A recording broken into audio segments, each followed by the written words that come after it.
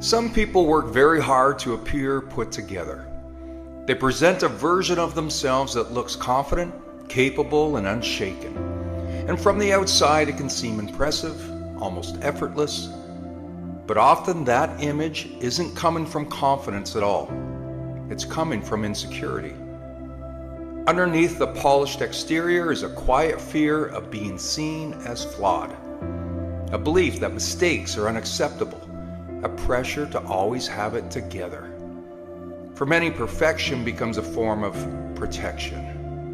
What's interesting is that this expectation is usually one-sided. They demand perfection from themselves, yet they offer understanding and grace to others. They forgive other people for mistakes, missteps, and imperfections, but struggle to extend that same kindness inward. This isn't strength, it's survival. When someone feels they must always look strong, successful, or composed, it often means they don't feel safe being real. Vulnerability feels risky, imperfection feels like exposure. So flaws are hidden, confidence is performed, and approval becomes something to chase. But real confidence doesn't come from appearing flawless. It comes from self-acceptance. True confidence is quiet. It doesn't need constant validation. It doesn't panic when someone disagrees. It doesn't collapse when things don't go perfectly. It's steady because it's rooted in self-love. Self-love doesn't mean thinking you're perfect. It means knowing you're worthy even when you're not. When you genuinely love yourself, you no longer need to prove anything. You don't need to impress everyone. You don't need to control how you're perceived. You're free to be human, messy, learning, growing. And that freedom changes everything. When you love yourself, opinions lose their grip. You still listen, you still care, but you're no longer ruled by them. Criticism doesn't define you. Praise doesn't own you. You stop outsourcing your worth to the outside world, and that's freedom. Self-love allows you to show up as you are, not as you think you should be. It lets you set healthier standards for yourself. Standards based on growth, not perfection. Effort, not image. Progress, not comparison. And something else happens too. When you love yourself, you become more compassionate with others. You stop judging as harshly. You stop measuring people by impossible standards. You understand that everyone is carrying something unseen, doing the best they can with what they know. Perfectionism isolates. Self-love connects. The need to look perfect keeps people distant. The willingness to be real brings people closer. Authenticity builds trust far faster than polish ever could. Self-love isn't loud. It doesn't announce itself. It doesn't need attention. It shows up in how you talk to yourself when no one's listening, in how you respond to mistakes, in how you allow yourself to rest, to learn, to change. And maybe the quiet reminder here is this. You don't need to become someone else to be worthy. You don't need to hide your flaws to be respected. You don't need to be perfect to be confident.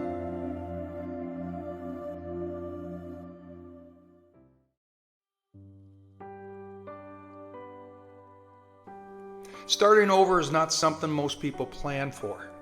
Having to rebuild arrives unexpectedly, often after something has been taken away, like a job, a relationship, sense of direction, or the life you thought you were moving toward. One day you're moving forward, and the next you're standing in the aftermath, unsure of where to begin. The hardest part of rebuilding your life is not the work itself. It's the emotional weight that comes with starting over. Loss has a way of draining motivation. It makes effort feel pointless and hope feel fragile. When life shifts without warning, even simple decisions can feel overwhelming. If this is where you are, it's important to understand something. Rebuilding does not mean you failed.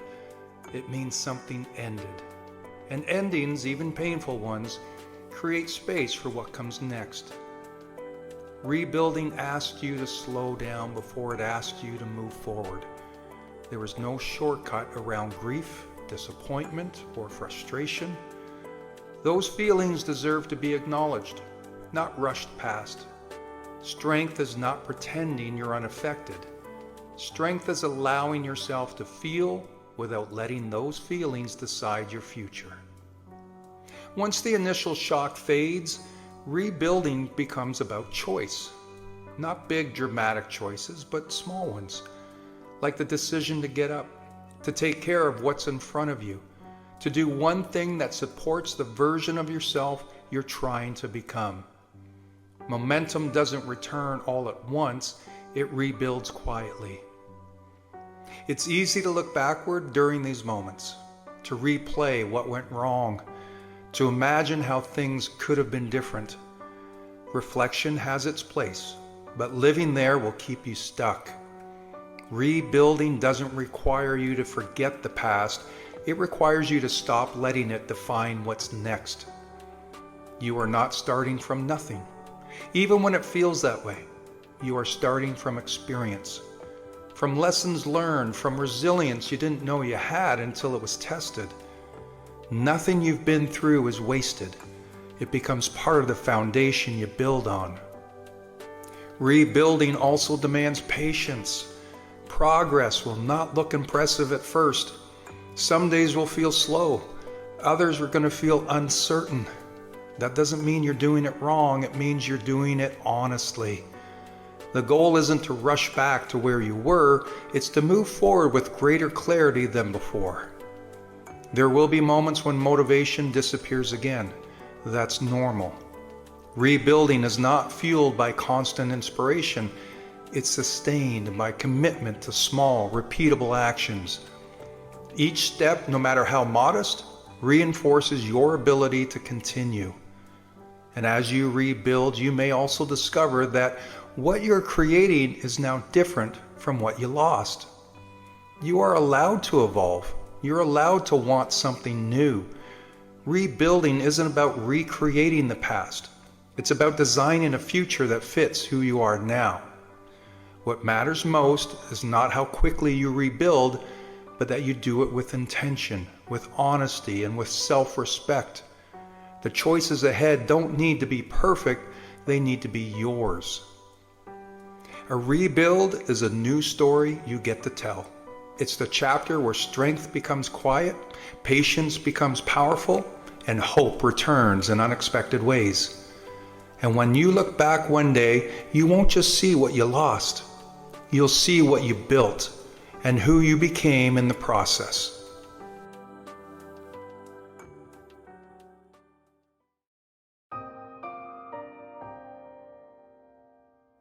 There comes a point when the familiar begins to feel a little too tight, like a shirt we've outgrown without noticing. Nothing's wrong in any dramatic way, yet something inside whispers that the old way of being no longer fits. This quiet nudge towards growth shows up in different forms. A relentlessness, a subtle discomfort, a sense that the routines we once found comforting have turned into invisible fences. And while it's easy to ignore those whispers, they have a purpose. They're a reminder of an ancient truth. We are not meant to stay the same. Human beings are designed to evolve. Nature tells the same story over and over. The caterpillar becoming a butterfly, the tides rising and falling, the seasons shifting in their steady rhythm. Nothing in the natural world stays frozen, and yet we often expect ourselves to. We hold on to habits, identities, and patterns simply because they feel comfortable. But comfort, as soothing as it is, can quietly become a cage. Growth doesn't always announce itself with drama or fireworks. More often it begins as a subtle pulse inside us, a sense that we are being called to expand beyond our current edges. Maybe the conversations we used to enjoy don't feel as meaningful. Maybe our goals no longer excite us the same way. Maybe we wake up one morning feeling like we've been living on autopilot, going through the motions instead of truly engaging with our lives. None of this is failure. It's simply evolution knocking. The challenge is that evolution requires honesty. It asks us to look at what we've outgrown, not with judgment, but with gratitude. A chapter once served us, but it may not serve who we're becoming. And acknowledging that can bring a strange mixture of relief and fear. Relief because we know change is needed. Fear because stepping into the unknown always requires courage. But fear doesn't mean we're on the wrong path. In many cases, it means we're exactly where growth begins. There's a gentle reassurance in remembering that evolution is not a race. It doesn't demand that we transform overnight or reinvent every part of our lives at once. Growth is rarely loud. More often it's slow, patient, and consistent. Just as winter prepares the ground for spring, the seasons in our own lives prepare us for what's next. Even stillness has purpose. Uncertainty has wisdom. Being not quite there yet doesn't mean we're lost.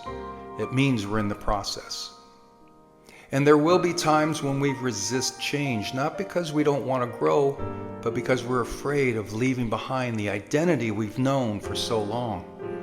That resistance is natural. Every tree must shed its leaves before new growth can form. We are no different. Letting go is not about abandoning who we were, but about making space for who we're becoming. When we allow ourselves to evolve, we reconnect with a deeper sense of meaning. We begin to feel more aligned, more awake, more alive. We rediscover curiosity. We remember what it feels like to be hopeful about the future instead of anxious about standing still. Evolution gives us permission to breathe again, to dream again, to step into the next chapter with more awareness and intention. And so, if life feels like it's urging you forward, even softly or subtly, trust that feeling. Growth doesn't come to punish you, it comes to guide you.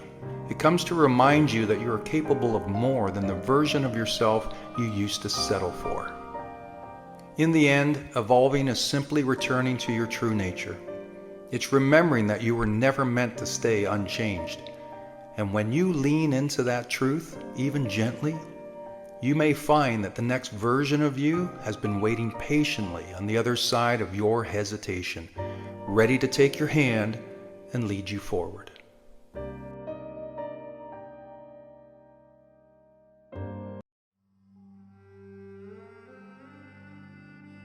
Before the world awakens, while the stars still hold the sky, a lone warrior rises. His armor is not forged of iron or steel, but of scars earned from battles fought in silence.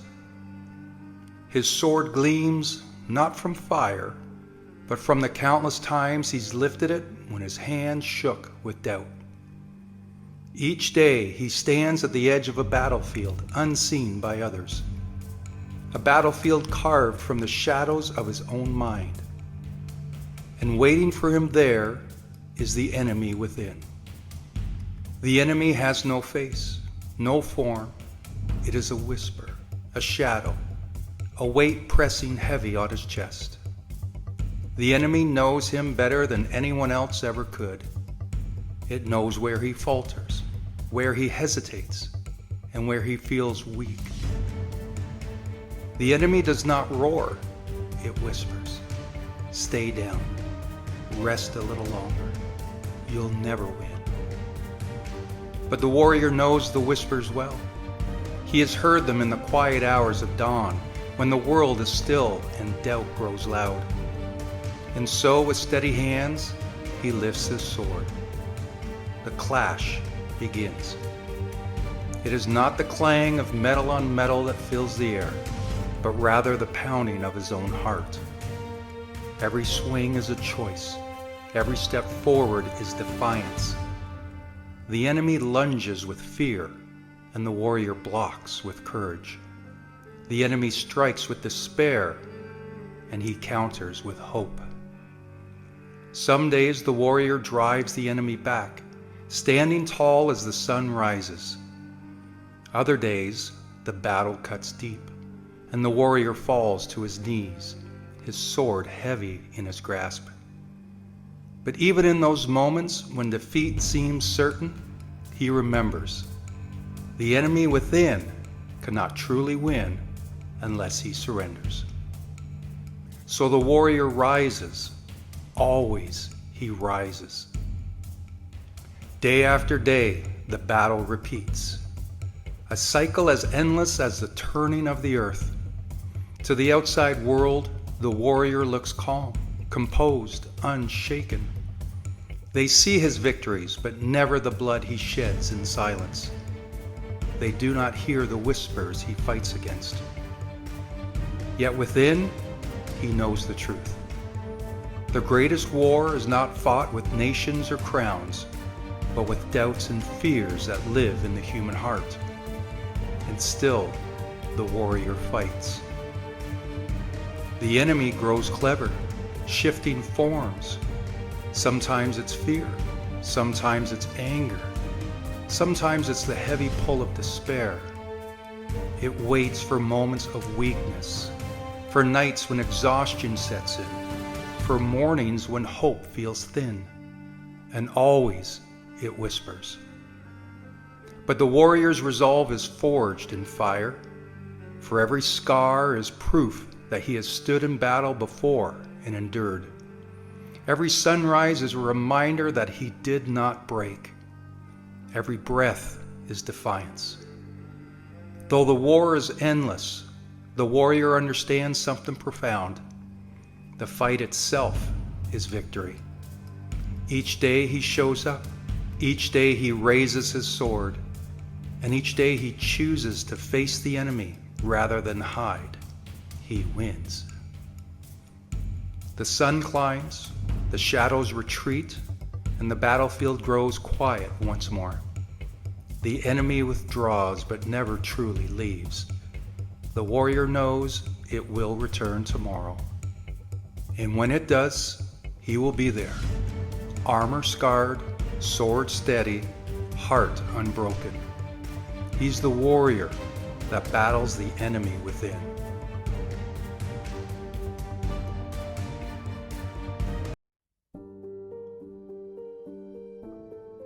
Hey, I know life can get loud. Deadlines, bills, stress, the messages that keep popping up on your phone, the thoughts that won't slow down when you're just trying to sleep.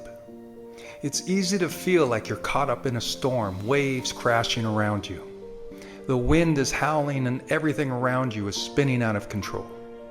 And when you're in it, clarity feels impossible. You can't think straight. You can't see the bigger picture. You can barely catch your breath. But let me remind you that storms don't last forever. The calm that you're looking for, it's not found out there, it's inside of you already. You have the power to slow the wind, to calm the waves, not by controlling everything around you, but by controlling what's going on inside of you. Step 1, control the controllables. When the chaos hits, your mind wants to control everything, but that only makes the storm bigger. So instead, ask yourself, what's one thing that I can control right now? It might be slowing your breathing. It might be getting up 30 minutes earlier to start your day. It might be making a list of the most important things that you need to tackle. Small actions create small wins, and small wins start to build momentum. So step 2 is anchor yourself in the present. Anxiety loves to live in the future. Regret likes to live in the past. Calm likes to live in the present. When your mind races ahead to what could go wrong, pull it back with this simple question. Ask, what is true about this exact moment right now? You're here, you're breathing, you have survived every tough day up until this moment. That's the truth. Step 3 is reframe the storm. Sometimes the chaos is just life rearranging itself for you. The setback is teaching you resilience. The delay is teaching you patience. The loss is opening space for something new. You may not see the full reason right now, but one day you're going to look back and realize the storm wasn't breaking you, it was making you. Step 4, protect your mental space. In chaotic seasons, your mind is like a garden. The more weeds you let in, well, then the flowers can't grow. Be intentional with what you let in, the news you watch, the people you hang out with, the thoughts you entertain. Fill your space with voices that lift you higher. Fill your days with things that bring you peace. That's how you keep clarity alive, even when the world feels unclear. Here's the thing. Calm is not something you stumble across when life finally becomes perfect. It's a skill. It's a mindset. It's something that you build along the way, even in the middle of a storm.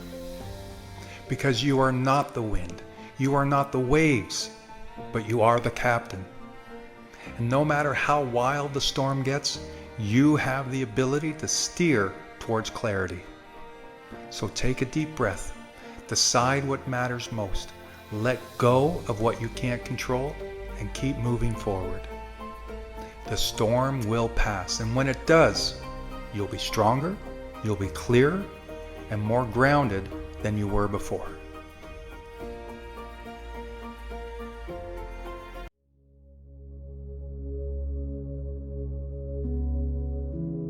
Failure is a word that we've been taught to fear, a word that makes our stomach turn and our confidence waver. But what if you didn't see failure as the end? What if you just simply saw it as a doorway? It's the beginning of something greater. Every win you've ever seen started with a moment that didn't necessarily go as planned. Now, nobody likes to fail. Nobody likes to feel like they gave it their all only to come up short. But you can't grow if you don't stumble. See, failing is feedback. It's data. It's life's way of showing you where to aim better next time. The key is to stop seeing failure as personal and start seeing it as productive. You didn't fail because you weren't good enough, and you didn't fail because you were unlucky. You failed because you were trying. And trying means you're already ahead of the version of you who stood still, that one who was too afraid to even take the first step. Success is the result of failures, adapting, and trying again. The same goes for life, for goals and for dreams. You don't hit your stride on day one. You fall, you get up, and you keep going. And that's how you transform a failure into a win. You get back up and move smarter. Let me give you something practical. Whenever something doesn't work out, don't just feel bad about it. Write it down. What did you try? Why didn't it work? What would you do differently next time? See, that's the lesson. That's the win inside of the loss. And most people miss it because they're too busy being ashamed of what went wrong instead of learning from it. If you want to be unstoppable, then get good at losing without losing your spirit. Get comfortable being uncomfortable. Every story has chapters. Maybe you're in a tough one right now. Maybe this part of your life feels like setback after setback. But here's the plot twist. This is just the setup for the breakthrough. If you keep moving, you'll get there. But only if you keep moving. The strongest people you know have failed more than you can imagine. The only difference was they didn't attach failure with being done. They made it mean they were just getting started. So stop waiting for the perfect plan. Stop beating yourself up because things haven't worked out yet. Start owning the mess. Start mining your failures for the lessons. And start seeing every no as a detour, not a dead end. If you want to win, then fall forward. Miss, learn, adjust, repeat. Failure is only final if you stop. But if you rise, reflect, and realign, you become someone failure can't stop. Turn your pain into perspective. Turn your stumble into strength. And turn every fail into fuel. Because this journey you're on, it's not just about the wins you collect. It's about the character you build along the way. Let that be your motivation.